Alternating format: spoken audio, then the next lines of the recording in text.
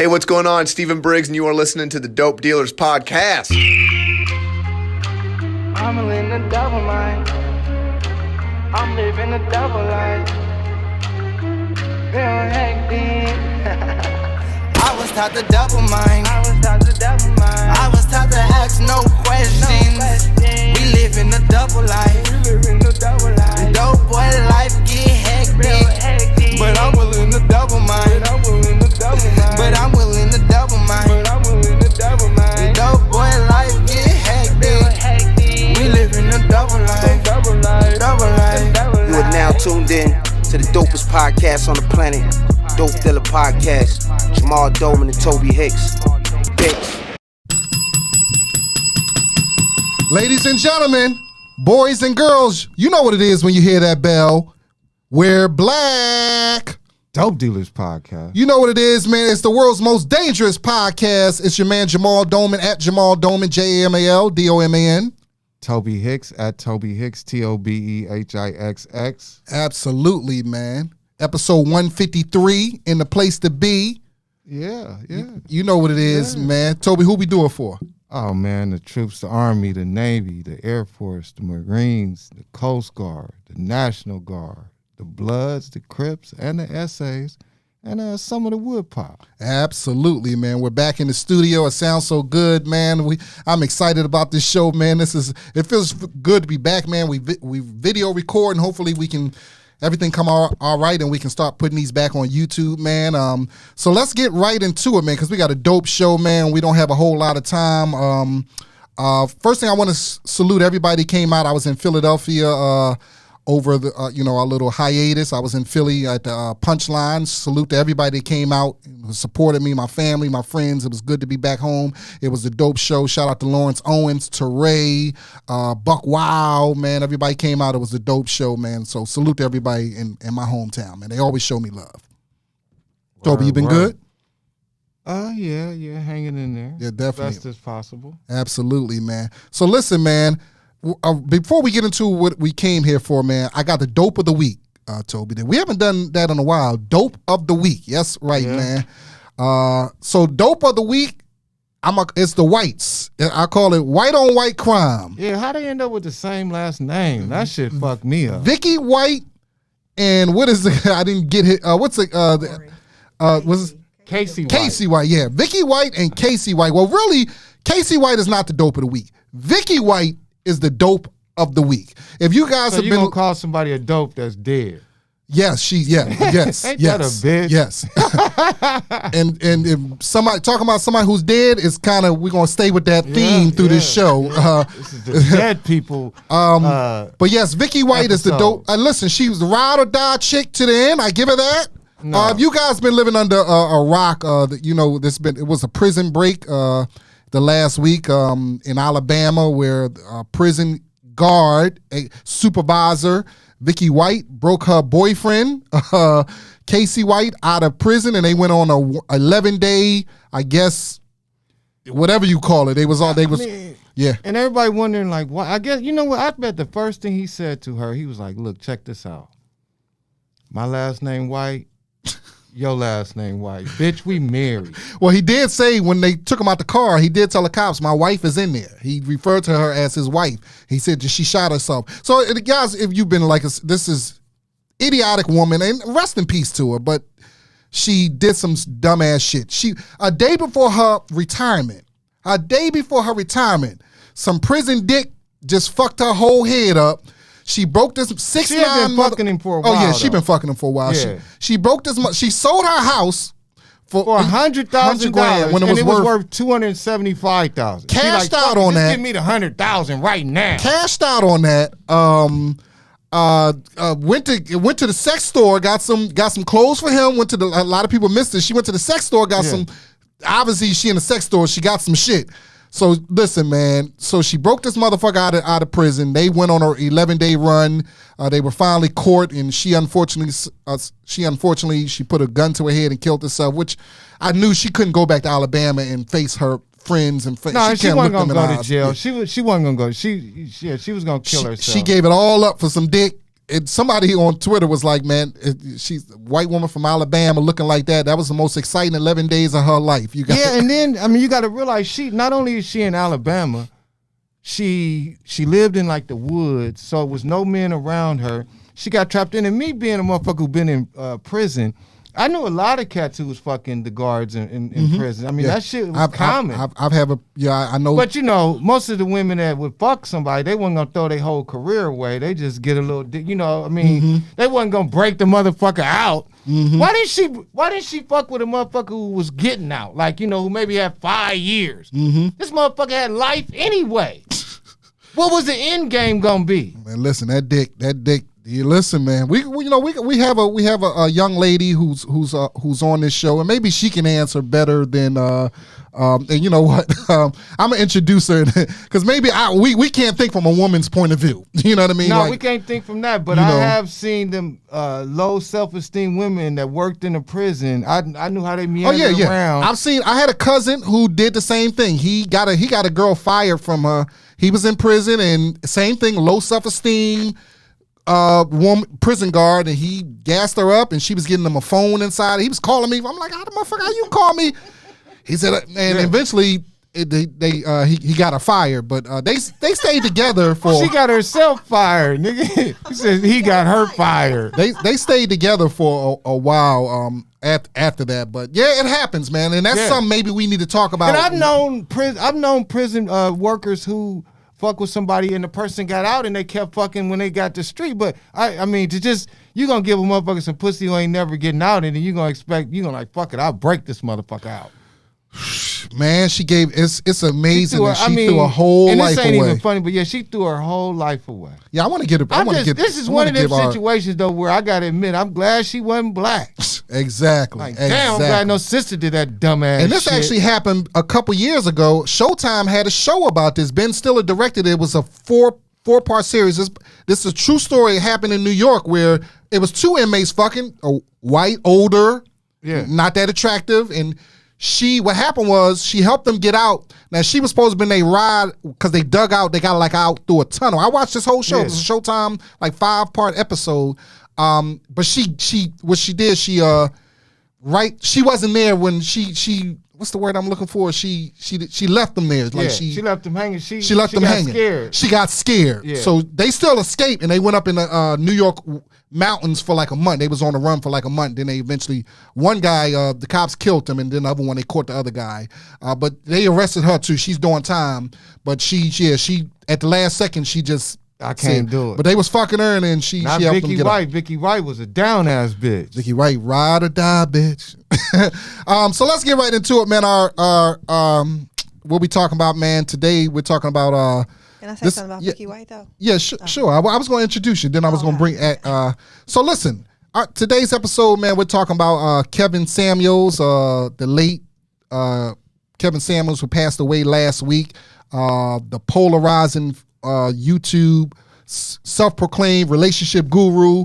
If he passed away last week, and Twitter just exploded with people, his supporters and people, his detractors. And so I said, man, it'd be a great show. We bring a supporter of Kevin Samuels on. We bring a person who may not been a supporter, and just let's just get to the nitty gritty of what this man was about and why he was so polarizing. Yeah. So let's get down for the crown, man. Obviously, ladies first, man. This is my homegirl, man, representing Detroit, man. Not only is she a talented comedian, man, she is an author. She is a self-proclaimed supreme smack talker, and she from Detroit, so I listen. I heard nobody say smack in a long time. Listen, I know she not a talk smack, man. So this is I've actually been trying to get her on here for a while because I love some of her blogs. She does a relationship. Wasn't she supposed to show up one time? Yeah, I think. I forgot what happened, man. I forgot. She was right down the street. I live right down. It's so sad. She was a no call, no show. I completely forgot. I remember though. I smoked a lot of weed, but I remember that you was I was like, why y'all just ain't hit me up? I'm 2 blocks away. I shouldn't. But you're here now, and we got you perfect, man. And we're gonna bring you back because you do some great relationship blogs. So you're perfect for this, man. Ladies and gentlemen, y'all heard of representing Detroit, author, comedian, supreme smack talker, Heather J. What's up, Heather J? Welcome, Heather. Welcome. My Instagram page also says genius. So Yeah. it's important to remember the genius part as we get going into this dialogue. Yes. What I want to say about Vicky White. Yeah, I want you go ahead. Just real quick, because I know we don't want to go down a rabbit hole, but she's a middle-aged woman. You know what I mean? And 56. Yeah, you know, she was Damn near elderly. I noticed as I'm getting older myself, and I'm starting to, because like when I was a kid, people that are in their 50s now were like the teenagers when I was a kid. You know what I mean? So I've been watching them my whole life. You know, I've been kind of looking at like, you know, that 10-year gap. And I feel like something happens in the 50s, and I don't know if we should be scared of it or we should be preparing for it. I don't know. But I feel like they feel like this is it. Like, this is my last shot before I'm old. It's probably men. That probably goes both ways. Yeah, and I feel like he wasn't just a man that was fucking her. He was a good-looking man. He was not a bad looking guy. I know y'all don't look at men like that, but I do. I know he was tall, 6'9". I know women love tall guys. But I mean, he had a handsome face. You know what I mean? And he was a thug too. And she probably just did not think she was ever going to get he had another. the swastika tattoos. I mean, obviously he was in life for a reason. Obviously that part that she was willing to risk it all. She didn't kill herself because it's so much more than that. People commit crimes every day. They don't kill themselves because they can't face their family. It was the amount of shame she had to feel and knowing what they were going to think of her was so powerful, which lets you know just how much she invested in him, because it's like a seesaw. Right. Her shame is going to match her investment. So that her shame sent her to suicide lets you know just how emotionally invested she was in making that dream come true. Now, she sold that house for half the price. Half the price. She was trying to lock him in. She wasn't. She didn't want him to be free. That's why she didn't wait for him to get out. That's why she didn't pick nobody that could get out. He gonna leave her. As soon as he get free, he gonna leave her. This wasn't her first time fucking an inmate. Wasn't her first inmate she fucked. She learned. Oh, they get free, they leave. Oh, as soon as they get off probation, get that tether off. They don't know me no more. They don't know me no more. They don't need no more food. They don't need me for nothing. They don't need me. I ain't the hook up. I ain't gonna tell them when they about to drop. I'm not gonna give them the heads up on the piss test. I'm useless because they were probably using her. She needed somebody that would be tied to her for life. What makes a woman make a decision like that? I guess you kind of. I feel like she probably was a very sad person. Yeah, I know her husband had passed. She had been divorced for a while, but her and her husband had been close. I think he passed away like a year ago. Yeah, she probably But that ain't divorce, nigga. He died. No, they had been divorced for a long time. But I guess they stayed friends with each other, and then he died like a year ago. I don't know if they were still fucking. She seemed like she didn't really have a lot going on because she put it all into him. Shit. Okay. And there are men guards to do the same thing. Yeah. It goes both ways. Yeah, I mean, it goes both ways. You never know when you meet somebody where they are. And a lot of times we look at people superficially, but we have no idea where they are. And that's what makes me feel the way I feel about Kevin Samuels. I don't think I'm a detractor. Okay. Because I kind of lead with love. And real my quick, thing is leading with love. Let me say one thing about the men. You absolutely right. We're going to get off of Vicky White, but I remember when I was locked up, there was a guard that became cool with me. He told me that he used to work at the women's prison, and he said, man, I had to get the fuck out of there, man. He said, them bitches is crazy. He said they kept trying to give him pussy, and he didn't want to lose his job. He like, look, switch me to the men. Yeah. I can't deal with these. He said those women he walked through, they showing you titties, pussy. He said they was out of control. Wow. He said the women's prison is way worse than the men's prison. So any guy out there, if you horny and lonely, go get a job at a woman's correction. Because somebody fucking him. Yeah. He was your homie was a good dude, but it's a guy out there fucking. But he said the temptation was so deep he had to leave. He said it was too much temptation. That's how you know ain't no reason for nobody to be involuntarily celibate. All you got to do is go get you a job at the women's prison. There you go.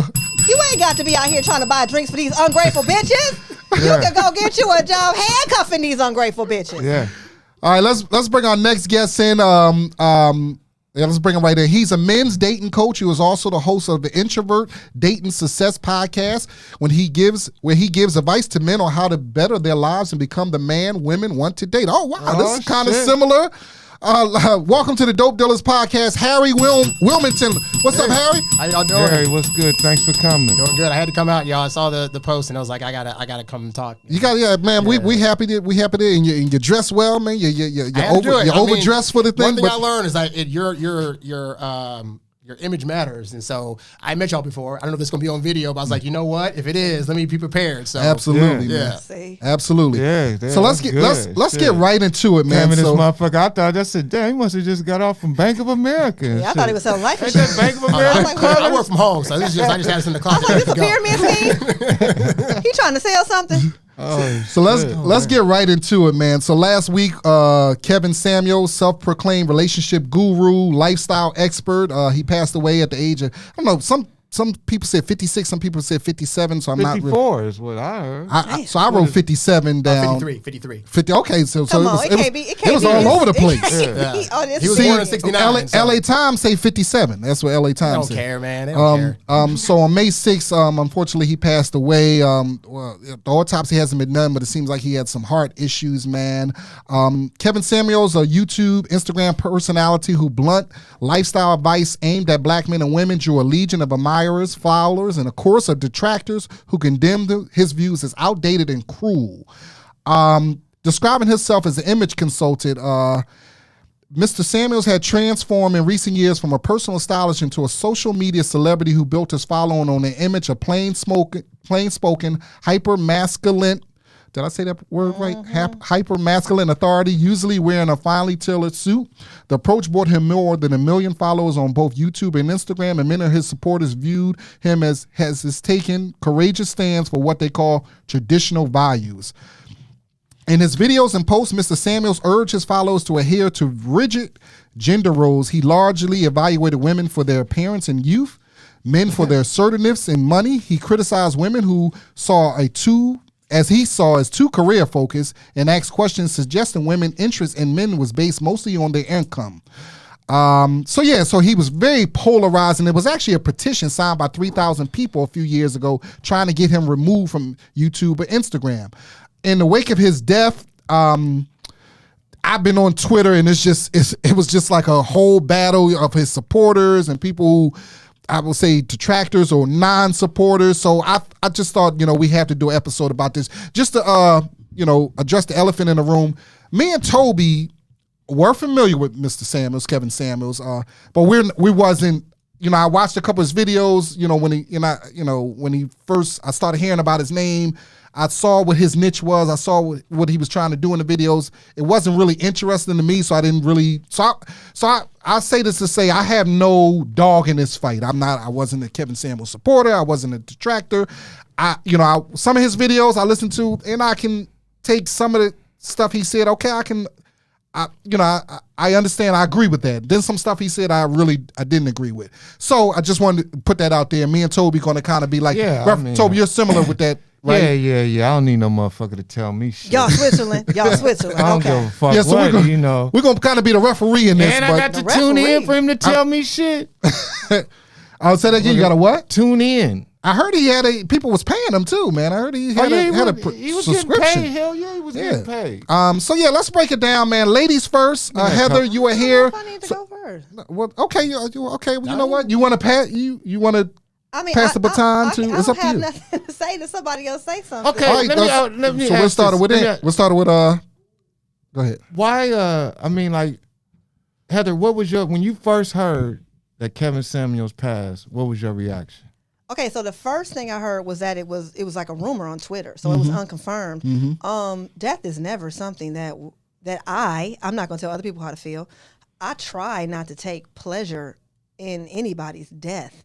However, history has shown us that this is a part of the human experience. The French Revolution, for example, oppressed people will get happy when their oppressor dies. When slaves, they was happy when the slave owner died. They was some of them was. Yeah, some of them was. Not the majority, not the house niggas. The majority of them was happy. But remember when Saddam Hussein died, and they was, they damn near had his body in the street. Yep. So when people feel oppressed by you, they might revel in your demise. It's not something I try to do, but I definitely do understand that, like I said, it's a part of the human experience. So my first reaction was, oh, it's messed up because we've lost the human spirit, right? From the planet. And I believe everybody's capable of redemption. So just because I didn't agree with most of what he said didn't mean that I wanted him to die. You know what I mean? But yet I saw a lot of people on the timeline that was like good, and I'm just like, Like, damn. extreme. Yeah. But again, they. I mean, he wasn't a serial killer. He wasn't a child molester. He wasn't a rapist. Then I can see if people go, damn. When people feel oppressed. If Donald Trump died tomorrow, it'd be a whole lot of people doing the same thing. Yeah. You know what I mean? So, and it'd be people going, damn, y'all want Donald Trump to die? Or whatever. And there'd be a lot of people like, hell yeah. You know what I mean? Well, and he wasn't a serial killer or a rapist. But Donald Trump was in a position of power to oppress. Like, the people that feel oppressed by Kevin Samuels, ain't that kind of their fault? They tuned in. They went to his YouTube channel to have a nigga oppress him? Yes and no. Yes and no. That doesn't make any sense to me. That's a good point. And the reason I say yes and no is because the men that supported him used his words to weaponize against women that did not listen to his show. So if I log into Facebook first thing in the morning and I see 50 people have shared, Kevin Samuels said you're over 35, so you're useless as a woman or whatever he said or whatever. That wasn't me tuning in. That was the men that I have access to, and that's choosing to weaponize his words against me and the other women on their timeline for literally no reason at all. And that's how I kind of knew about him, because I would just see him on my timeline. I never watched no videos. I just saw what was on my timeline. But I'm a little confused. I mean, because, like, say, for instance, if this was the other way around and it was a woman who was speaking about men and saying what you should have, what you shouldn't have, and this and that, and some lady shared it and I seen it, I wouldn't get mad at that. That wouldn't bother me one bit. Unless it was you. I mean, even if it was me. If it was you maybe it depends on how deep they hit the wound. It depends on put it what like insecurity they hit on. Put it like this: if they said, if there was some shit saying, "Don't fuck with a motherfucker who been in prison, who been in gang banging, who done sold dope," and shit like that, I know. Then you might be like, damn, can a nigga that sold feel bad. But you might still feel like we can redeem ourselves. Don't count us out to fight. Don't say we ain't got no value. But I wouldn't get offended by a woman's comment. But if you felt the need to say anything back, that's a form of offense. You felt something because you said something in return. You not caring, would you be saying? Literally, you be saying nothing. Let's bring Harry in there. Harry, you're the expert, Harry. Well, Harry, you are. Would you say you're a supporter of Kevin Samuels? Well, I'll go back to his question, which was the day that he died. I thought it was a hoax, and then when it became real, my first thought was like, it sucks because a lot of people weren't paying attention to what he was actually saying. They were going off of video clips and hearsay that wasn't actually conducive or really talking about what he was actually saying. So, for example, the show where he did a show where people were saying, "Oh, he said if you're over 35, you're useless woman, yada yada yada." And what he actually said was that in Japan they have a word for a woman that is 27 and over, and it translates to being a leftover woman. And so, in that country, a woman over 27, between 27 and I think 33, 34 is considered that. And so he was saying, what is the equivalency of that in this country? Women that are over 35. Now, he was not saying women over 35, don't ever date them, don't go out with them. But it is saying that when you get to that age, for women that are 35 that are looking for high value men, those men have a wide variety of options. I'm 40. I have dated from 22 up to 43. That as I get older, I can date a longer range. Women, more often than not, do not have that option. So I'm at the age now at 40 where I'm seeing 40-year-old women that are my age and women in my family that are my aunties that are 50, 70, 80, who unfortunately, because they waited or did not become the kind of woman that men would want, are now single and are poised to die alone. And so that's something that women that are younger than 35 need to hear, because they need to recognize that there's a finite amount of time. Guys, we face it early. Early on, if we don't have, in my 20s, I didn't have a job, I didn't have money, I didn't have a house. So my dating variety was very, very slim to none. But women have all that time because guys are just after them. But at 35, it gets way harder. And again, we could take out Kevin Samuels' comments altogether. I can look at the results of the women around me and see that he's right. Yeah, and so does that make him a misogynist for saying this is actually what's going to happen? And he's not the first person to say that. I mean, when I was a youngster, I'm sorry. I guess everybody's family is different. Cause no, I was gonna say the women in my family kept it popping. the whole time. But I'm saying, They ain't. I got my women in my family always keep a man. Keep I mean, a man. this is- Keep a man. yeah. coming. But Y'all you're saying, got them you're hips saying, in but y'all you're saying, My sister been married 4 times. Oh shit. She keep a man. Y'all- Somebody yeah. always want to marry her. Okay, somebody always want to marry her. Okay, how much baggage y'all think she said? Somebody always want to marry her. She a bad bitch. Period. But- so I think that just depends on No, the I'm kind of women you saying- got I'm around saying Kevin you, Samuels which is is- what actually which taints the idea that we can learn statistics by observing. Because if you're in, like you said, China, you're looking at the women around you. But then if you're in New York City, you're looking at Sex in the City bitches. And it's a different. If you're in Tuscaloosa, Alabama, you're looking at Jerry curl bitches. I don't know if they wear Jerry curls in Alabama. I'm just guessing. looking at But Casey White. You know what I'm saying? So I think that we never should get caught in our own scope, because our own scope is so very limited. And what I was gonna say is that he's not the first person to say that. I mean, when I was young, the older cats around, they would say shit like, I remember like one of my uncles saying, like, if you meet a woman and she's in her 40s and she ain't never been married and she ain't never had a kid, unless she just didn't want to have kids, but she ain't never been married, don't have no kids by herself, then you might not even want to try to fuck with her. And obviously, I thought that was nonsense, like realistically. And I tried a relationship like that, which and it didn't work out. And it's just like, I think that particular nugget of wisdom applies to both genders. yeah, it goes both ways. Yeah, because a man that's 40-something that's never been married, don't have no kids, he a piece of work too. Yeah, it goes both ways. He mad at you because you moved the bread. He like, who put the bread over here? You got don't come up in here, change your shit, little girl. But I never looked at a woman 40 who'd never been married. I never looked at her like, because I know the numbers. I mean, most cities, women outnumber men. Yes. So, listen, if every black man married a black woman tomorrow, it's still a lot of single black women, because it's 20-1 in one city. So it's going to be, so I never looked at that. I think that if you're single for a long time, especially if you've grown, taking care of yourself, not living with your family, where you're still sharing and cooperating to a certain extent. But let's say you move out at 22 and you live on your own, and I meet you at 40, you done had 18 years of having your own way all the time. In most, Yeah, you're going to be a little rigid. You're going to be a little stuck in your ways. You're going to be a little, nope, not doing that. Just because I think, again, that's just how humans adapt to certain living environments. But why? Just like an only child is different than somebody that's the oldest of 7. It's just I mean, different personalities. and from where I see, it's like, I don't know if he was intentionally trying to bash women, because he said stuff about the way men should act too. So why it seems like only women are offended? Well, or am I? go ahead. Here's what I've observed, and this is true because I give dating advice to men, and I've had women come to me and say, "Hey, why don't you start giving advice to women?" And my general response is, "I don't want to do that."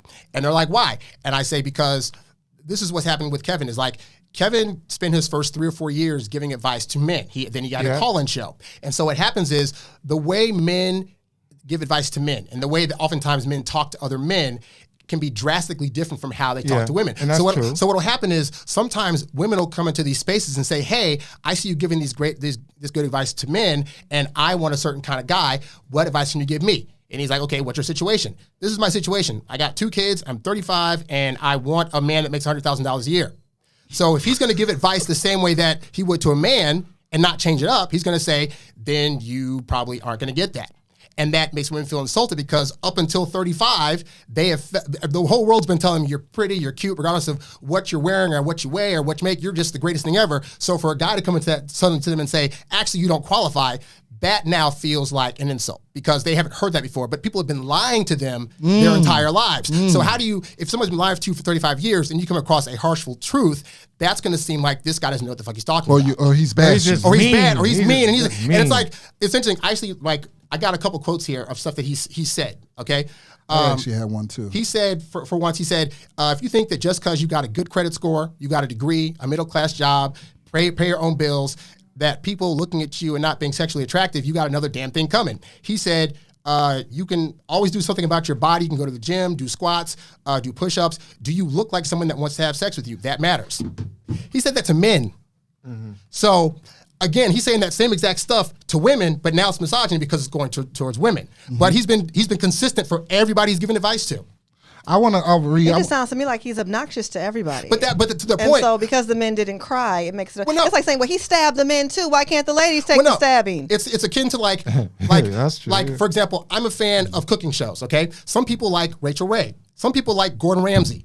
drastically different Very deliveries. true. And so I have a friend who liked Kevin's advice but didn't watch the show because he didn't like the energy. And that's totally fine. I don't mind that energy because I can take it in and I can decipher out what it is that he's trying to say and what he's getting to. And I can see the passion and why he's so passionate about it. But to say that because he's saying it a certain way, now it's also misogyny, also other stuff, and he's downing women. It's like, no, he's giving advice the way he is. Women are calling his show because, again, they've been lied to and they know he tells the truth. So if nothing else, as hard as it can be, they're going to get the truth out of him versus the nice truths that they're getting that aren't helping them in their lives. I don't think anybody's mad at the women that's calling in. That's their choice. They're obviously fans. Again, I think the biggest problem that the majority of women that were his detractors had was the weaponization of him. He was kind of touted as this guy that's going to get you bitches together or tell you what nobody else going to tell you. Y'all need to hear the truth. And maybe these were men that couldn't find the words themselves. Or maybe these were men that had their own reasons for wanting to weaponize. I'm not going to psychoanalyze people, but that's what it was. It literally was somebody taking what might have been well-intended, even if it was obnoxious, and using it as a weapon to hurt another group of people who did not call into the show. But the question is that on Kevin? Because we can look at the Bible that has been used many times over the century to hurt people, and people still quote from it. So it's like, we have to now blame the writers of the Bible for the way people decided to use their words and weaponize it? Okay, here's the difference between the Bible and Kevin Samuels. Kevin Samuels never took a stand and said, hey guys, stop taking my words and beating up women. The Bible, however, clearly says God is love and this ain't what I'm here for. If you want to read the Bible, you can find out for yourself. Kevin never took a stand, and he had the opportunity actually not true, because to say, I've been a person that has, since he died, I was watching his shows before, but I have dug through his shows. I dug through his early shows where he talked to men, and most of the shows he's talking to men, he's saying, hey, women are great, women deserve this and this and this. You need to make sure you treat them well, but the point is that he's still touting women as he's still touting black men to get with black women and saying that they have value. Yeah, no, but that's not the same as saying, hey guys, stop sharing my shit to hurt women that are not asking for my advice. Stop. He didn't take control of his brand and his message. He put his videos up on YouTube and he let y'all run amok with him. But hold on, no, seriously. Because he could have. If he said stop that wouldn't have done shit.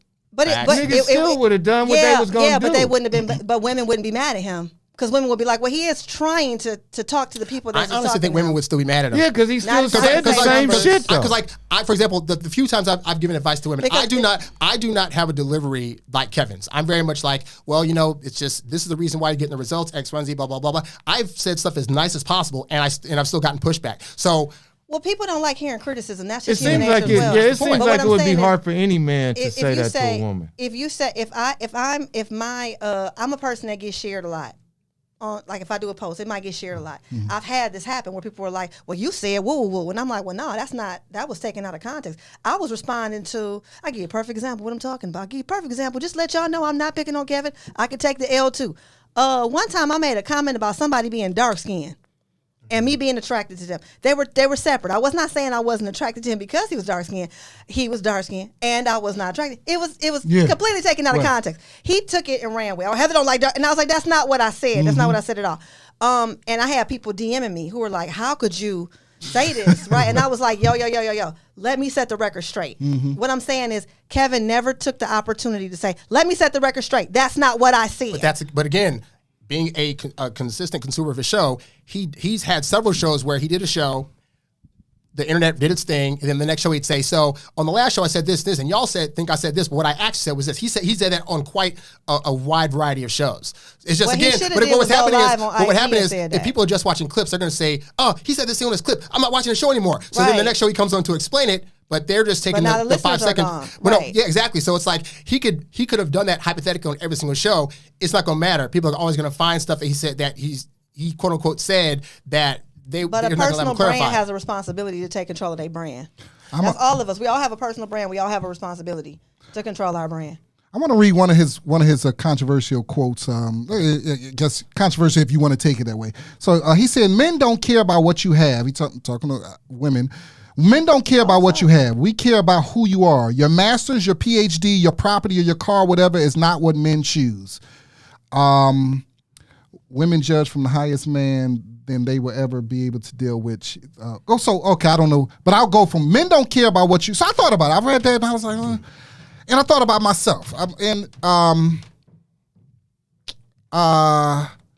it's some truth to that, and even from my own, like, you know, listen, whether she has a PhD or she a cashier at Walmart, which is nothing wrong with being a cashier at Walmart. Nothing wrong with being a cashier at Walmart. I'm looking when I look for a woman, I look for first a girl that has a good head on her shoulder, has a good heart, cool attitude, just pleasant to be around, fun to be around. Obviously, you know, I want beautiful also. You know, there's nothing wrong with that, and great in bed. You know, I'm not. None of that said PhD. None of that said masters. What none if of she that got a said. PhD in sex? Well, that'd be great. That's great in bed. But she studied sexology. So yeah, but I have a lot of homegirls who have masters and have PhDs, have property, have cars, and they do think. I talked to her. I got some you know, I got some dope ass homegirls, and I talking to them about dating. They do think they PhD should get them on another level, or you know what I'm saying. I've talked to them where they be like, well, I got this, so. The girl at Walmart, the cashier at Walmart is not on my level. How could he even look at her? And I'm like, you know, Yeah, that's your true. PhD doesn't. The girl at Walmart got a good attitude. Got a, you know, she's got a good heart. That's what you know what I mean. You know what I mean. Yeah. So, but She I working can her see what ass some off. women with masters and PhD will read this statement and be pissed off. Like, I worked hard, and you telling me that's not, you know. But they're really pissed off because they got lied to. They got told early If you- on. if you that get this a degree in this and that education- and you do yourself good, then once you get all that stuff set, then you'll find a man that wants to give that. But the That's problem not is, what we're told. who's we're doing not the told we're same gonna get a thing? man because we get an education. I have a master's, so that's not what we're told. No, what I mean is like it seems like they've been We're not just told- a man. You will get a man who's on your level Well, financially. everybody, education is eye opening. So as you learn more, you want people that know what you know. That's just again, some of this is just anthropological, guys. This isn't connected to anything more specific than just human nature. So if you you know what I mean? So it's not her saying, oh, I have a PhD, so therefore I've been told I'm going to get a man that's rich and famous or 6'2" or high value or whatever. It's her saying, I have a PhD. I want a man that can talk to me on my intellectual level, and I don't understand why I can't get that. Men don't give a fuck about that. I'll give you a prime example because remember Golden Girls? Okay, remember Rose, Betty White? Her boyfriend was Miles. He had a PhD. He was a doctor. He was a professor. Professor, he was. Yeah, and in And her they liked ass, him. yeah, and that's who he liked. What did He she? like, What was right. her job? What was she She do? worked at like she had like. But I mean, Buster Rose, job. well, she was the, She she worked at like the call center. Like But I'm the saying crisis that was centers. Betty White's part. Betty Yeah. White was like portrayed as the dumb one of the group. Oh, okay. Okay, but So, he but her boyfriend was a professor. was Yeah, a well, professor, which I, honestly, as a writer, was probably the irony that was funny. Yeah. But I think it's But in real interesting life, that- we don't, because I've never looked at what a woman was doing. This is when when I it hear comes to something me. like that. When I hear somebody go, "Your PhD, your master's doesn't mean anything," to a man that doesn't have it, I would like to hear what 100 PhDs think. Now, I would never That's tell what I'm somebody saying. they PhD because a PhD means a lot. I mean, This education is means what a I lot. think. This is what I'm trying to say. I think that we get in trouble when we speak in these blanket generalities. It's not that There's it don't a lot- matter. tax season just passed. What happened? A whole lot of men was happy some women had some money. So you know what I'm saying? Whole lot.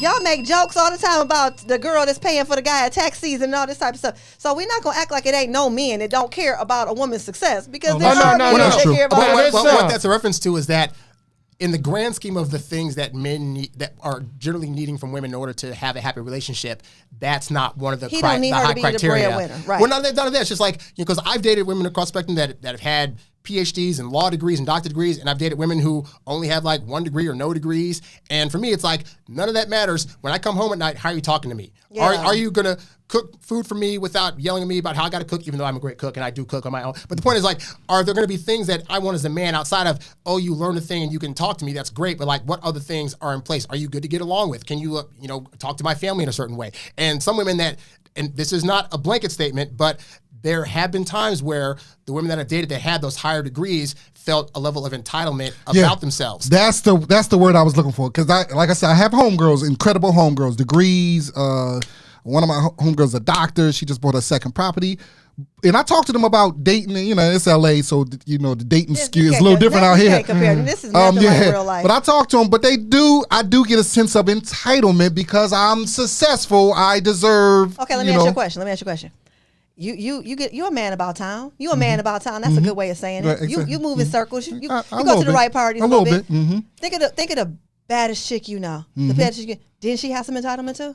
Yeah, the chick with the best body. So is it because she's educated, or is it because she has an asset that people are attracted to? I mean, look at all the NBA players. Look at the women they fuck with. Ain't none of them bitches got no PhDs. Some of them do. I mean, I ain't gonna say none. The ones they went to college with, the ones they graduated from college with. Yeah, I ain't gonna say It none depends on where of you met them. her. It depends. Did you meet her in the club Y'all know or what at I'm. school? Y'all know what I'm saying. I ain't gonna say none of they women are. But I see what you. I see what you're the saying. majority of them is that shit. They just want a motherfucker.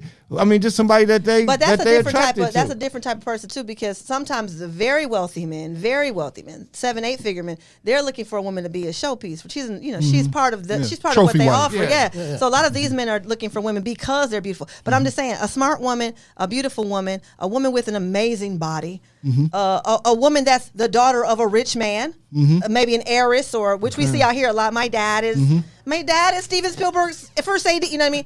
They're all entitled. Now, on the men's side, the guy with the 25-pack abs, the guy with the green eyes and the good hair, whose mom is, Korean or whatever, the biracial group, they're entitled. The guy that has all the money that can walk in the club and buy at the bar, the drug dealers, the nigga that's running, entitled. So anything that somebody takes pride in is could be an entitlement. What I'm saying is, with that entitlement though comes the clash of the egos and the at times talking down to men or thinking, well, I'm better than you because I have this degree and so therefore I don't have to listen to you. That's what I'm talking Okay, about. And I don't think they do it on purpose, but I do. I don't think they do it on purpose either. I think it just comes by that. It does happen. Okay, Yeah. but the bad bitch, the one whose mama's Mexican and daddy's Dominican, with hair to her butt, who knows she about to use the prettiest kids in your family, she thinks she too good for you too when she get mad at you. Ain't no difference. Oh, I could do better than you. I can get a man more money. Ain't no different. It's all about your behavior when you're angry, how you handle your anger, how you handle it, how toxic you are. That's what I'm talking about, literally. And these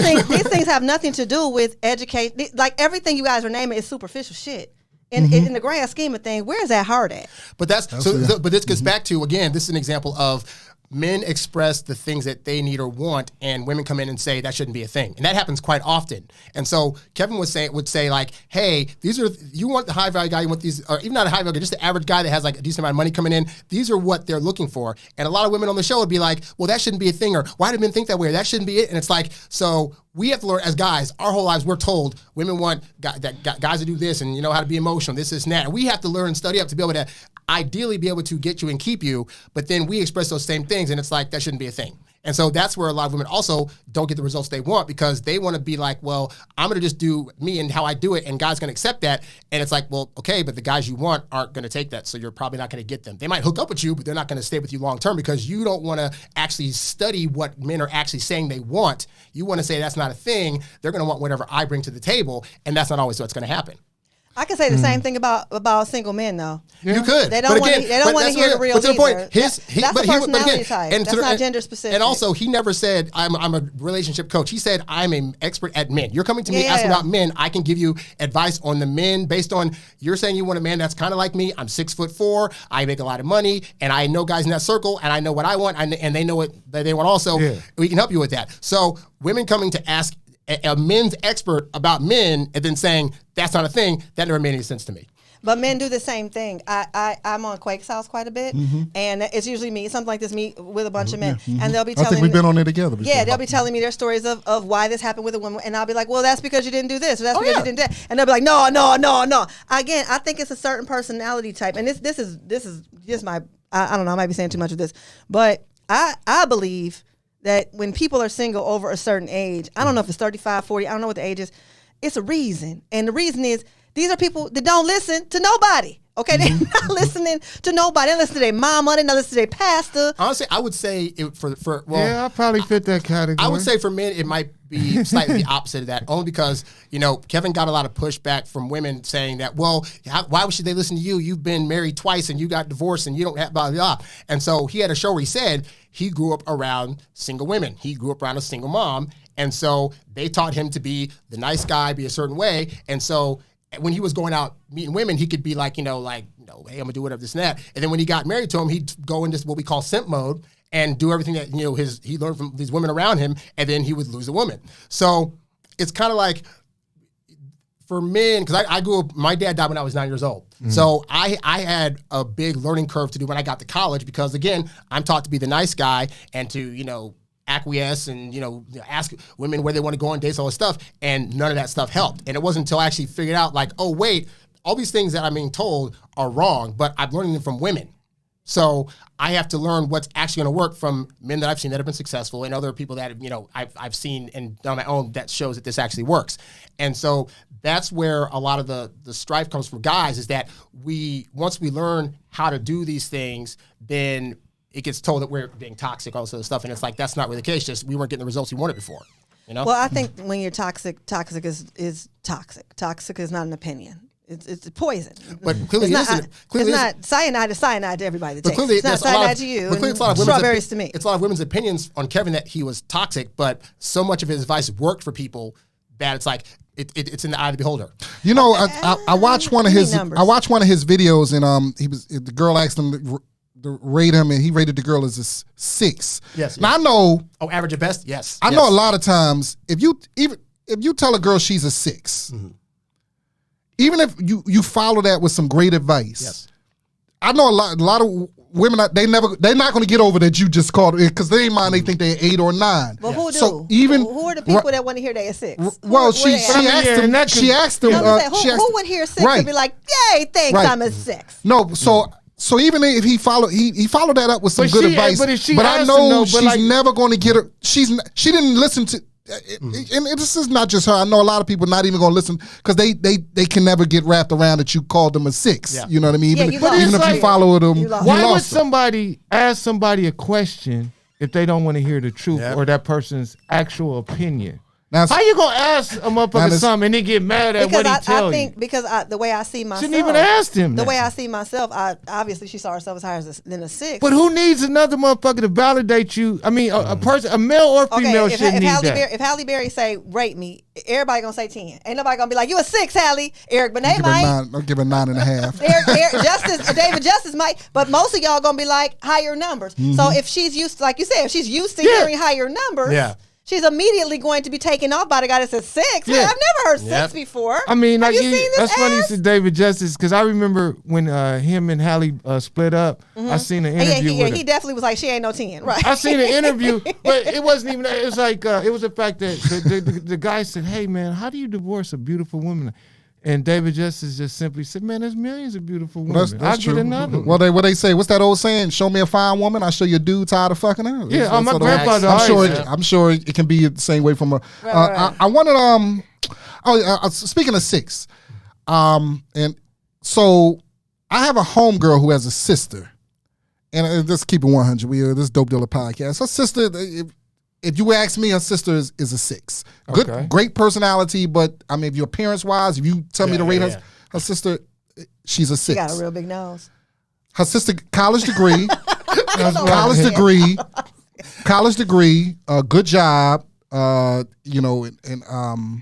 degree, good job. She's dating a dude, and I met the dude. I say he's about a 5. He's about 5. You want to say he's 6? Yeah, but you know what? No, they in love with each other. I mean, how do we argue with people in love? They would. I'm saying that's what. But I'm saying, how did this woman? What's financial situation? It's fucked up. It don't matter. They in love. Does she like it? Whatever it is. And that's what I'm saying. Like, so to me, I'm like, that's cool because I think she understood what she was. She found a dude who fit her. That's not what happened. And she's in love, and they. No. What happened? My homegirl said they stay with each other. Or what you talking about? He made her feel like a 10. He makes her feel. That's fair. Wow. When a woman dates a poorer man, or a man that's like you rating him as beneath her, whatever, financially looks or whatever. Financially, she doing better than him. Okay, so then that means he's compensating with what we call intrinsic value, things that you can't put a price on. So the way you make a woman feel is intrinsic. It's priceless. It's more than diamonds. It's more than pearls. That's why the dude in jail got a loyal girlfriend. That's why the dude at the bus stop got 3 baby mamas, because he makes women feel good. And that don't necessarily work on men the same way. I don't think you guys articulate it that way. Well, I'll say opposite, because to that point, opposite of that is, she might be a 6, but at least I'll speak for myself. If I see a woman that's a 6, But she brings all this other stuff to the table. She's kind, she's caring, she knows how to cook, she knows how to be a good mate, she knows how to, sex me right away like that. Things, right. You've been now bumped up to an 8.5. And I can That do is that all day long. true. Yeah. That is true. I do. I always said this: a 7 Yeah, with I a great agree. attitude is an 8.5 or a 9. If But she please got a, understand. Please, y'all do that. We don't. yeah, I know y'all. That nigga still a 5 to her. She ain't saying he not a 5. She just saying he a 5. I love him. I don't care if he a 5. He a 5. Right. We ain't about to add no numbers. No, we ain't about to put no. You still a 5. Because You I still a 5 do, eyes. and I Love always him. say a dom with a fucked up attitude Is a 2. Well, I usually drop her like 2. I take it to an 8. Yeah. Like you still fine as shit, but you got a fucked up attitude. But we You don't an 8. agree on the number system at all because we are valuing you guys different than you're valuing us. How so? Like you just said, you guys are adding numbers for personality and things we're not. So what y'all add? What y'all add or support? When we say what y'all somebody add at subtract? 10, it's strictly superficial. It's strictly superficial. It's face, body, hairline, bank account, car. Like Okay. So your numbers is yeah. your number, just that's it. There's Yeah, no. So those other it's stuff, nothing he can No. do to go down. It's nothing his numbers can He do. gonna be a 10. That's an asshole. Okay. But like I'm saying, the number not gonna change. He a 5, but I love him. He a 10, but he a jackass. Right. But the number don't change. Right. So That's cool. that's why. So what you guys are. So that's another reason why Yeah. we're My not nu- on yeah, the same yeah, page. our numbers because can you're change. looking That do saying, make You're sense. saying you're a 6, but you got all this other stuff going for you. So you So could be you're an an 8.5. 8. Yeah, I all she agree heard with was 6 that. because that other shit don't matter to her. So you just call her ugly as far as she's concerned, and that's unfortunate. But that's what happened. Right, Whereas you right. could have just said, you have a lot of stuff going for you, Queen. And that whole negative viral shit would have went away. You could have just worded it a little bit different. That's interesting because, obviously he did this show where, he did several shows where women would call in and they'd ask for ratings and stuff like that. But like 3 years prior to that, Kevin had a whole show for men called Men, How Do You Rank Yourself? And here's how you determine what your ranking stuff is. And it's like, me listening to that show, if I'd been listening to it back then, I'd have been like, damn, I'm like a 4. Like, I ain't got this and this and this and this. So based on his shit, I'm like, if I need to get up to a 7 or 8, I got to work on myself. But I wouldn't have taken it personally because it's not equated with like. Well, women always take more. Women take more But stuff more personal he than also didn't guys. walk up to you in the street and say it to you. You was listening to him talking to some other people. He wasn't saying, "Hey, Harry, you're a 4," because then you might have been Hold a on. little more offended. Does anybody have any I mean, like when he was mainly talking to men, do we have any men that might have gotten advice that or offended? Have you heard of anybody? Oh my God! You know what's interesting? He did a show in January. He did like weeks worth of shows. He said, "Hey guys, this week I'm just talking to you strictly." And some dude called in and was like, "Hey, I'm like 33 and I moved out of my mom's house. I got my own place. I got a new job and I'm trying to get women." He's like, "Well, like, what's your situation?" He's like, "Well, I don't have a lot of money, but I'm trying to build up to this. And I'm just starting a business." Yeah. He's like, "You don't need to date. Like, women are gonna think you're a loser. Like, you're not equipped yet to actually handle the amount of money it's going to take to actually take care of a woman, let alone if you have a family, stuff like that. Like, you don't need to be out there." And he like said it that hard, and he said it to several dudes on the show, like, get your stuff together. He told, Did they get mad at him? He said, But how did he here's the look, difference. though? Here's what I noticed. Here's the difference. So I noticed when he's talking to men, and he gives this very, very harsh advice, again, in the same tone, in the same style he gives it to women. Usually what I find is that the men, more often than not the women, will not fight him back. Like they'll be like, at first they'll be like, because this is that. And he'll say like, no, because dude, you need to get this stuff together and blah, blah, blah. And then they'll be like, okay, sir, got it. And that's because I know as a guy, if I'm going to a guy for advice, means I don't have the solution. So whatever you're telling me, even if I don't like to hear also it, means that might be you're the a best beta. solution. No, because beta's a whole different conversation altogether. Kevin was the alpha in that dynamic. On his radio show, he was the alpha. In the situation. So when you call him, you are Here's the beta in that dynamic. I'll acquiesce to that. In that situation, because he's the one that's had the more life experience, then these are guys that are going to him saying, hey, you have more life experience. I want to be where you're at, so please tell me what's going on. That's more of like a leader-follower dynamic. And so I found when he talked harsh to guys, most men would not really fight him too much on that. But again, women come on, same situation. They want to fight. They want to argue. This isn't a thing. Yeah, right? because This and that. I can see that. Because if he told me, well, blah, blah, blah, if I told him my situation, he said, well, you shouldn't be dating, then I would just go, yeah, you probably right, bro. Right. And I've been that dude when I had a time where I was like living on somebody's couch for like a few months and I was dating this woman and it's like she wouldn't ever fully commit to me. And at the time, like I knew where I was at and I was like, if a woman wants to date me, totally fine. But I know this is probably going to go too far because my situation isn't where it needs to be. Mm-hmm. I want to get some ass, so I need to, date. But do y'all understand that if he was fine, that none of that would have mattered? Do y'all understand if that man was fine as hell? He could have lived in a box. Do y'all understand that the boy went to prison and his mugshot was so handsome? But that's my point. Is like I feel like I'm don't relatively rate. attractive. So it's like, but I've had the thing of like women that are in higher positions than me or making more money than me. I've dated them. It's gone decently up to a point, but then there's a point where it's like the woman starts looking to, can this guy support me? Can he like literally take care of me? Why is he making us go half on dates? And that stuff becomes the thing that even though you're still attractive is now like unappealing and you're a bum. So I got a bum status because I knew that wasn't going to help me long term. I just don't think a man could tell a man how women are rating him.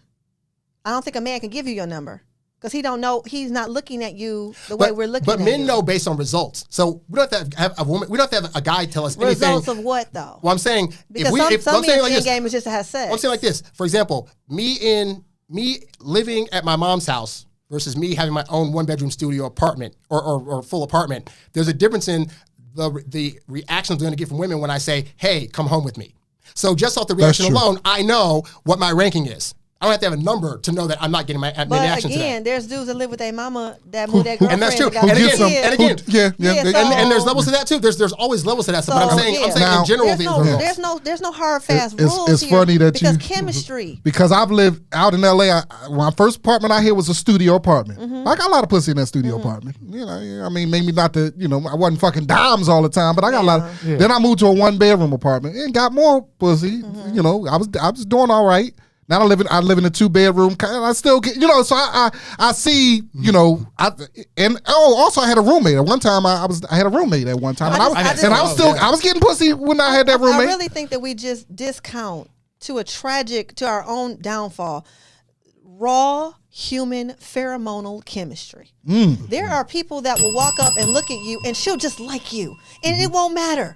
It won't matter. She'll just like you. And I think that when we put all these rules on, you gotta have this, you gotta do your sit-ups, Kanye workout plan, ladies, get your butt done. We forget, we disrespect what did Luther call it? The power of love. Because when I brought a girl back to that when I had a roommate, and sometimes my roommate, one time I was living with this older white guy. You remember I was in Toluca Lake, so he was always he was with his cat, and then it was his spot. I was renting a room, but sometimes I bring a girl back, I'll be like, but they'll come back, go in the room with me, and we was good. I was actually dating a couple girls. Yeah, you was lucky to get some pussy with an old white man as a roommate. With his cat, like he'd chop your motherfucking ass up. Let me read some tweets.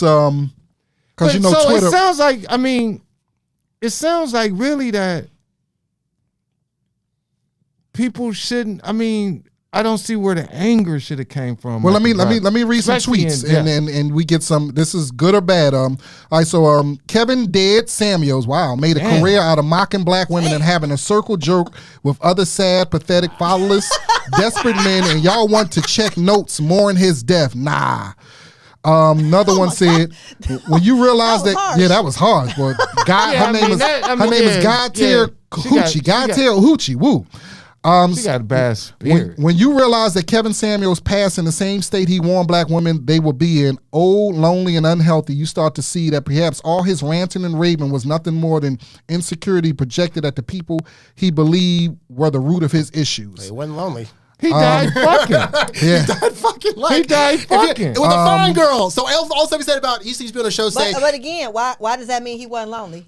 Because he picked up a girl in the bar. That mean not lonely. Well, it wasn't a girl. Okay, so again, this is where you got to know your fact. It wasn't a girl in the bar. He had been vetting this girl for quite a long time. They've been talking back and forth. This wasn't like the first time that he had ever talked to her before. That's the thing. But the point is, again, also he was talking about, we used to say on the show, like, oh, I'm hooking up and dating these girls that if you guys saw this and that, like, he wasn't lying.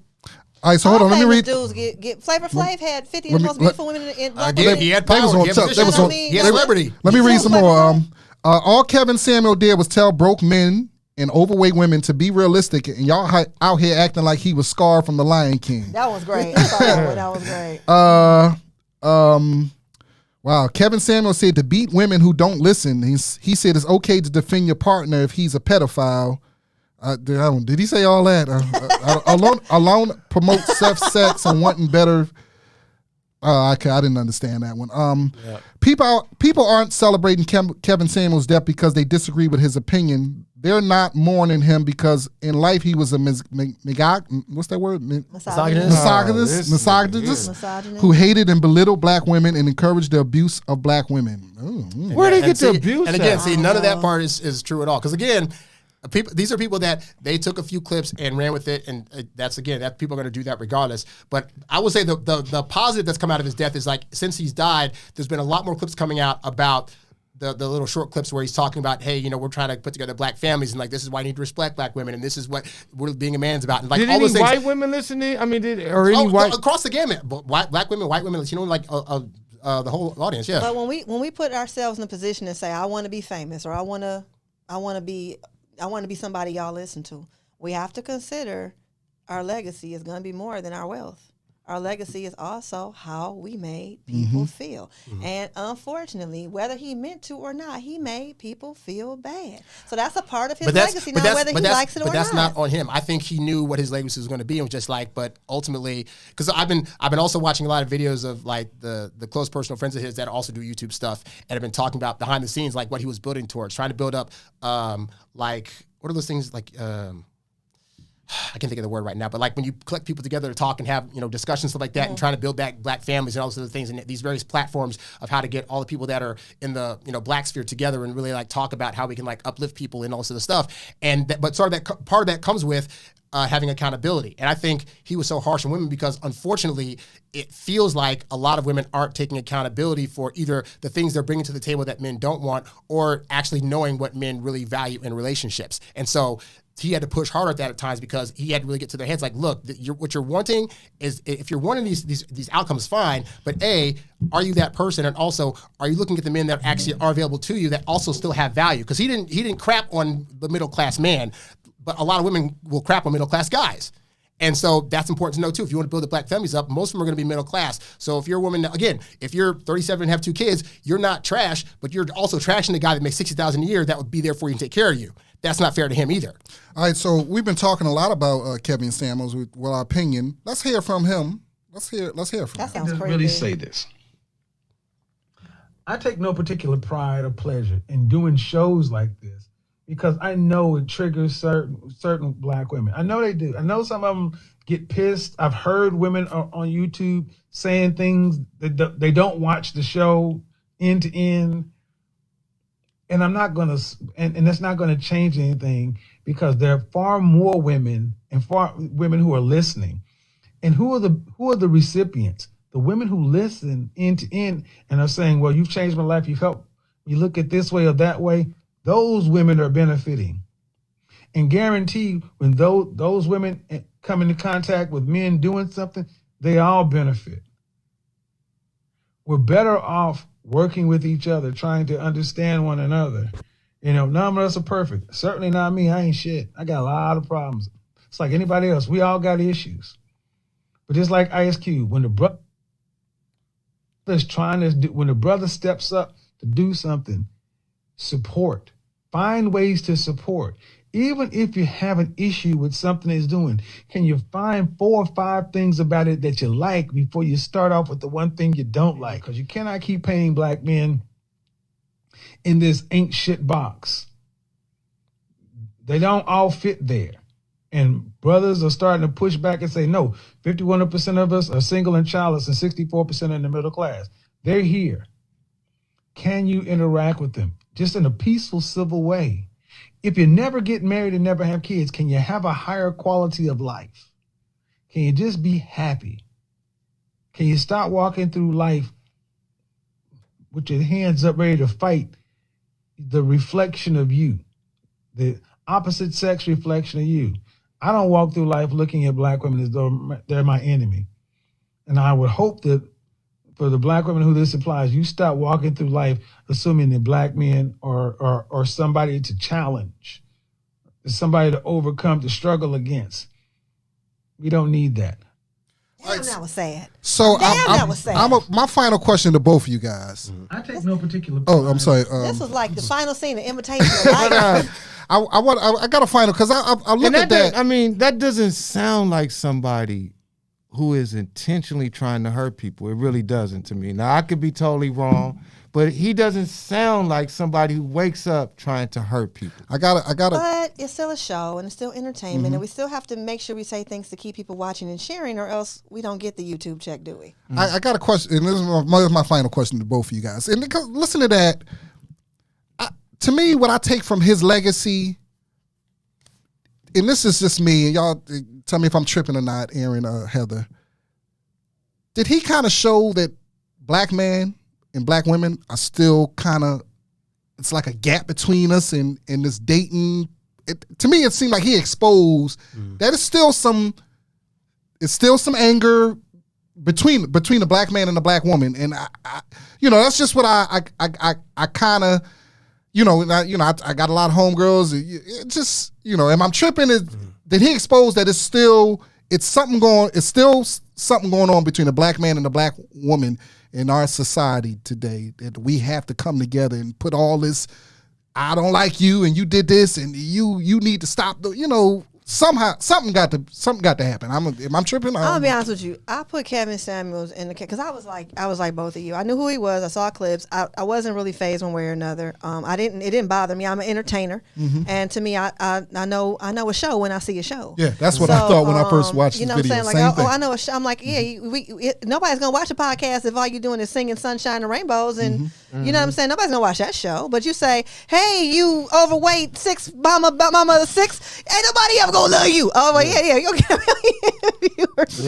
Everybody gonna watch that show or whatever. But I will say he reminded me his impact, not him as a man. His impact was very similar to me to Donald Trump. Donald Trump said a lot of logical, real things, but a lot of it got lost in the fact that he was followed by people that we consider racist, or his followers actually tainted what maybe his message might have been if he'd had different followers, or how it was perceived. And that's kind of how I put a Donald Trump, another person who knows how to put on a show. I put him in that same cat. Howard Stern, Bill Maher. Bill Maher, yeah. You know what I mean? These are people that know how to say things that are going to make people watch them. And unfortunately, sometimes their followers become the fruit of their brand. And their followers are people we don't want to support. So therefore, they're guilty by association. And again, to me, the cautionary tale, and I said this on my Facebook, was as entertainers, we have to take responsibility for our brand. We can't let our followers make us look like bad people if we're not truly those people. Because Donald Trump could have been like, hey, yo, Republican Party, y'all making me look bad out here. Yeah. This ain't who I am. I don't want to affiliate with y'all. Yeah. And he didn't. He didn't. He embraced he said run up in the Capitol. Yes, I'm saying he did it. Run up in the motherfucking because his Capitol narcissism building. was stronger than any accuracy that might have been in his message. And I say the same thing to all these charismatic type of there's a word, demigods or whatever. These people that put themselves above and say, listen to me. Yeah. You know what I mean? And it's unfortunate that because I never heard that clip before that you just played. I heard it this morning. Why didn't that go viral? Because that's not the clip his followers want to share. That's not the clip that his people wanted us to hear. Aaron could answer. I'm sorry. Harry could answer that. I'm sorry. Well, you guys remember what's his name? Patrice O'Neal? Yes. Yeah. The legend, the great. So to your point, legend. He's been dead since 2011, and I see clips of his stuff on YouTube every single day. And so what's happening now, what's already starting to happen is now the people that were around Kevin, the people that were in the same industry as Kevin, are now spreading out what his message was and his clips. So I think his impact's going to actually be bigger in death. Outside of the fact, but in answer to the original question, this country is still. I looked up statistics. So of all the races, black couples. Well, first of all, the good news is like 80% of black people still marry other black people. That's positive. But we have the second highest divorce rate, 42%, next to Native Americans. Okay. And so what that means is that there's still a level of misunderstanding. And I'm always equal balance. I'm fair. So obviously there are guys out there that just don't know what they're doing. They're being narcissistic. They're not treating women right. And I think those guys rightfully should be held accountable. But I think there's also a level of this where there are black women out there that haven't really learned or been taught what black men actually want or need. I think that there's been a level of this thing where like anytime a man shows some level of something that's not completely masculine, it's seen as feminine and they're seen as gay. So like a guy can't cry, a guy can't do, he can't listen to certain pop songs because God forbid a woman sees that and makes judgment of him. And I've been that guy. I went to mostly white school. So at the times that I went around black people as a kid, I was judged very heavily because I talk fast and I talk with good diction and all this other stuff. And so those are things that need to be ironed out on the woman's side where it's like, hey, like, how do we get it to where women aren't thinking like the thugs are the guys to go after, or that they, the guy that's generally trying to treat them nice, they're not going to hold against him all the other guys in their past that were doing them wrong. And I think once those conversations are had and, different perspectives are taken, then we can start getting to a place where black people will trust each other more in relationships and they'll last longer. I think our divorce rate is higher because we don't have as much to lose because we're not financially where the other races are. And that goes into a whole different conversation about race and white people and stuff like that. So there's levels to that. I don't think white people have better relationships than black people. I just think they handle their shit different. Oh, I didn't say that. I'm just saying statistically this is what's going on. So you're saying Native Americans and black people, we're the people that built this country, right? The two groups also true. There's a lot of disenfranchising and there's the people that have been disenfranchised. I'm not denying the racial component, but again, as a black man that has dated, I've also experienced women who judge me for various things or, say you're soft or whatever and that. So it's like, again, even outside of the, white people bad and all this stuff, there's still other areas of that where it's like, the white guy didn't tell this woman to reject me because I don't want to be a thug or sell drugs. Like that wasn't their fault. I'll be honest with you though. Every time I had these kind of dialogues with me, and I do a lot because I do a lot of relationship coaching myself. Well, not relationship, dating coaching myself. Which we want to get you back on the show. Actually, y'all kind of perfect for. We need to get. We're gonna bring y'all back and we can talk about the dating game. Oh yeah, I love talking dating because you had a subject you posted on your blog maybe about a month ago too. I thought it was like, oh, that's perfect. I wanted to get you on. I forgot what it was. I'm saying something. Yeah. Yeah. But what I think is interesting is that so we're all cisgendered heterosexual people here at this table.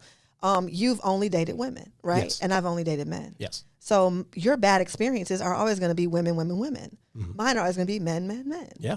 But if my gay friend walked in, he'd be like, no, Heather's right. Men do that. You know what I mean? He'd be a guy because he dates men. Yeah. So I just feel like, of course, again, our scope is very limited. Mm-hmm. And it's just easy to be like, oh, man, well, you've only dated men.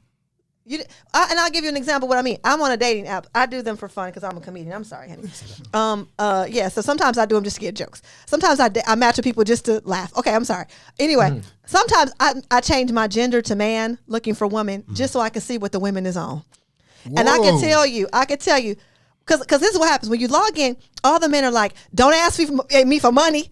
I'm not following you. And I'm like, why they keep telling us not to ask them for money? Are these women asking these men for money? Yeah, then I log in as a man and I say, oh, these bitches is asking for money, right? So it's like, I wouldn't have, but if a man would have said that to me, without me having that knowledge, I would have been like, why would you think that I would ask you for money? Oh my God. You know what I mean? I would have got offended. But now I can say, yeah, because these girls do be out here asking for money. So what I'm saying is we kind of got to, I'm not saying we have to be gay if we don't want to be gay. But what I'm saying is we have to consider the fact that your perception of women is based on the fact that that's all you've ever dated. And until the Federation and Captain Kirk finds Romulus and Krypton, then that's all you're gonna know is American human women. You know, or not. You can date out of the country, obviously, but human women. But if you go to France, it'll be very different. If you go to India, it'll be very different. So I'm just saying we gotta kind of get ourselves out of these little boxes we're into. I've also done the thing where like I got a friend of mine that's like really really hot and attractive, and I used her picture to set up a dating profile just to see how, because I always hear these horror stories from women. Yeah.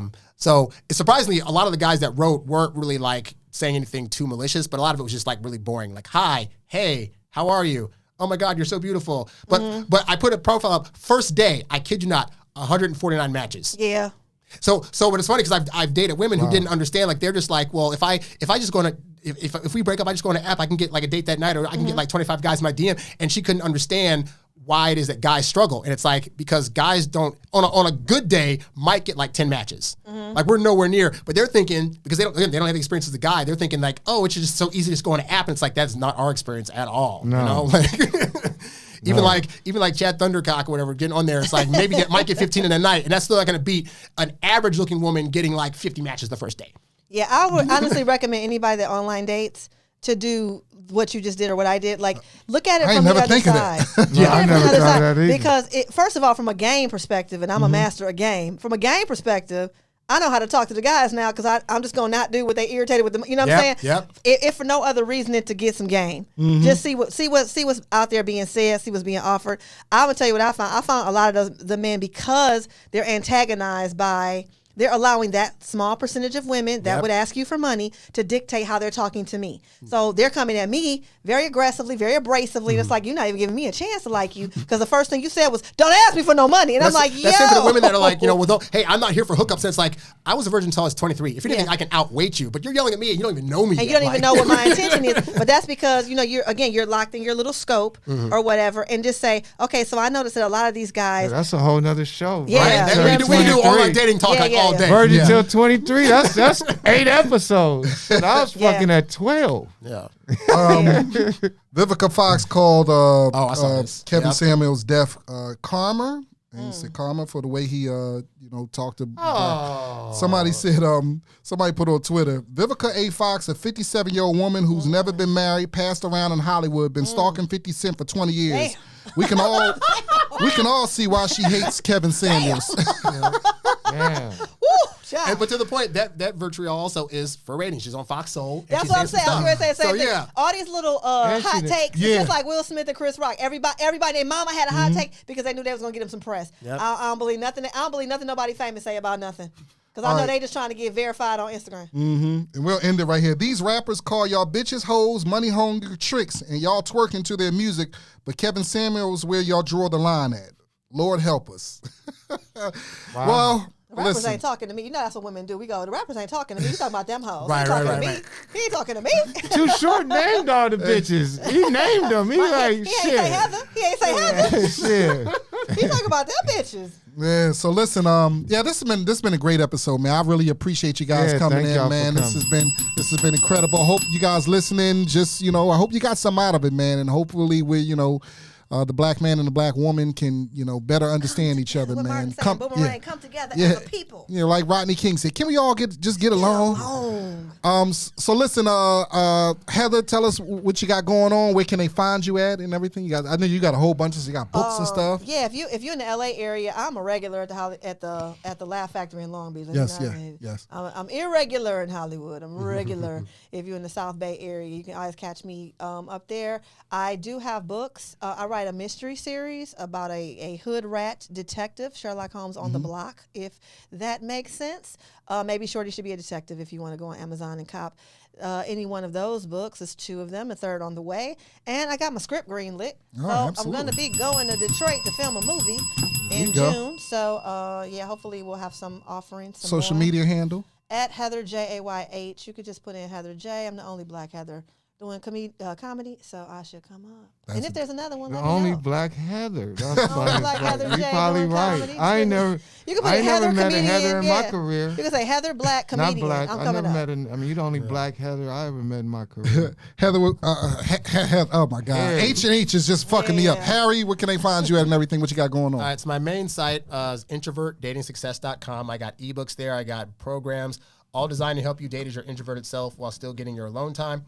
I also have a YouTube channel, youtube.com/Harry Wilmington, and I have a podcast called the Introvert Dating Success Podcast, which you can find on Apple, Spotify, wherever podcasts are found. So you can get all my stuff on that. Instagram is Introvert Dating Success. Absolutely, man. Absolutely. Thanks for coming. Definitely thanks for coming. Tobe, what you got? Anything coming up? No, I'm just hey, to the people out there that pray or positive thoughts, whatever you do, any type of positive thoughts, just send some my way from my mom and my grandma. That'd be greatly appreciated. Absolutely. That's about it. Absolutely. We got a phone number you can call if you want to holler at us. 818-335-2065. 818-335-2065. Absolutely. Got some shows coming up this Friday. I'm in Bellflower at the Stand-Up Comedy Club. In Bellflower at the Stand-Up Comedy Club. Come out and check your boy out. And then next week I'll be at Flappers. Flappers on the May 21st and the 22nd. I'll be at Flappers in Burbank, California, May 21st and 22nd. Follow me on Instagram and Twitter, and I have all that information up on there, man.